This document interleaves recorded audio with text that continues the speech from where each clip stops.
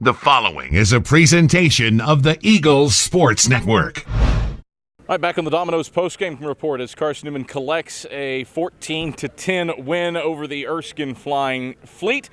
I'm Adam Cavalier, the voice of the Eagles, alongside Carson-Newman head football coach Mike Clowney. Mike, this one was dicey at times, but my goodness, what a performance by the defense. Erskine had the ball inside the 15 three times off of either turnovers or a bizarre punt slash intentional grounding call, and he gave up just 3 points in those situations. What did you see from your defense stiffening up at literally every turn? I thought we made a lot of mistakes in this game, but I think, the big thing was our defense, the effort from the defense, making those stops in critical situations is where we talk week in, week out about competitive greatness, having your best when your best is required, and defensively we certainly were able to do that today.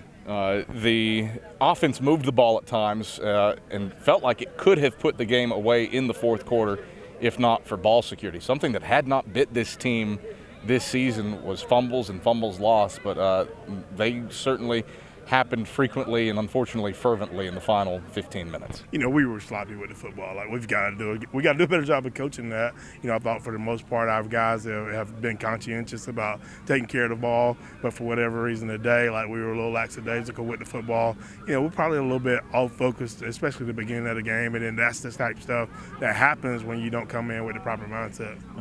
This is a weird one. Extremely low possession. You only touched the ball 3 times in the first half. The first half only took 58 minutes to play.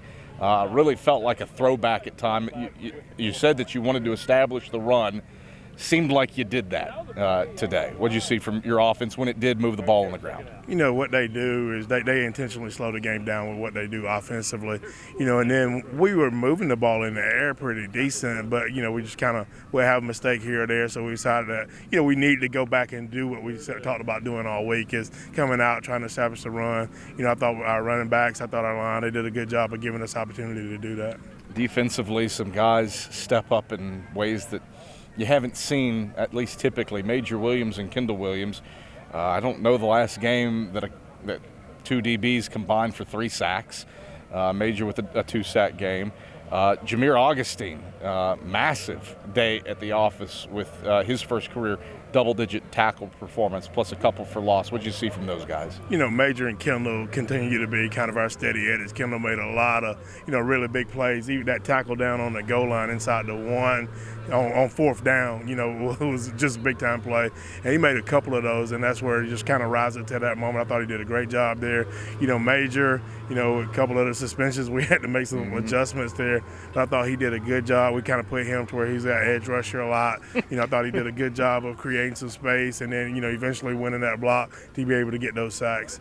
And then the big play, 4th down here, to prevent them from scoring after we turned the ball over, that was major.